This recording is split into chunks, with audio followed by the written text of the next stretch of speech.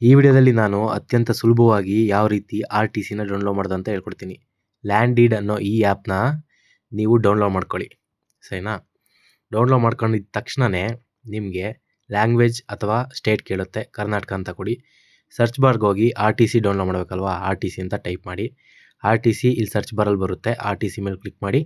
Village division ಬರುತ್ತೆ. ನೀವು ಯಾವ ವಿಲೇಜು ತಾಲೂಕೆಲ್ಲ ಅಲ್ಲೇ ಬರುತ್ತೆ, ತುಂಬ ಈಸಿ.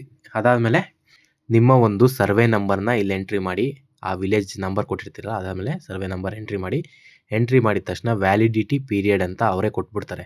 ಆಮೇಲೆ ಇಲ್ಲಿ ರೆಗ್ಯುಲರ್ ಅನ್ನೋ ಒಂದು ಆಪ್ಷನ್ ಇದೆ, ಅದ್ರ ಮೇಲೆ ಕ್ಲಿಕ್ ಮಾಡಿ. ಸರ್ಚ್ ಅಂತ ಕೊಟ್ಟರೆ ಓನ್ಲಿ ವ್ಯೂ ಆಪ್ಷನ್ ಬರುತ್ತೆ. ಸ್ವಲ್ಪ ಹೊತ್ತು ಕಾಯಿರಿ, ಜಾಸ್ತಿ ಏನು ಟೈಮ್ ತಗೊಳ್ಳಲ್ಲ. ಅಪ್ಲಿಕೇಶನ್ ಮಸ್ತಿದೆ.